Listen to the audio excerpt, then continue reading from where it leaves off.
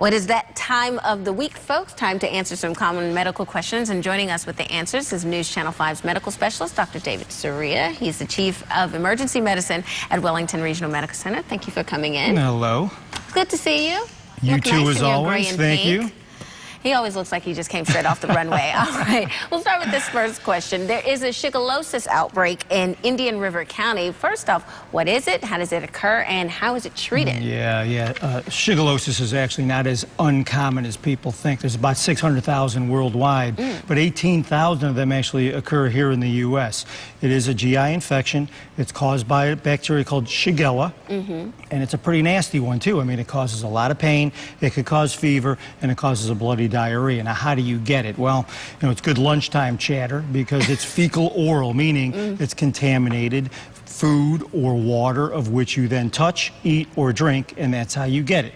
So, the good news is, treatment or not, typically it's going to go away in about 7 days, but it can be pretty severe. And if you're immunocompromised or you're sick to begin with, there has been fatal instances secondary to the infection. So how do you treat it? Well, there are antibiotics that are available. Typically 7 days, it's gone. However, like a lot of antibiotics here in this country and worldwide, there's a lot of resistance that we're seeing, and some of them are just not working. So it's something to think about. And obviously, wash your hands and try to use normal hygiene to prevent it from happening. Now, we're closing in on summertime, so lots of folks going to barbecues. Seems like every weekend, many people went over this past weekend for Memorial Day weekend, so that brings up food poisoning. So how do you know whether it's food poisoning if you had a bad burger or just maybe a bad stomachache? Well, food poisoning is very similar to what we just talked about. That is essentially one of the types of food poisoning. And what it is it's from either a toxin or a chemical or an infectious agent that's within the food that you eat, and what it causes is an irritation of the stomach or of the intestines, the lining, and then it can cause cramping, vomiting, and diarrhea. Not necessarily as severe as a bacterial gastroenteritis,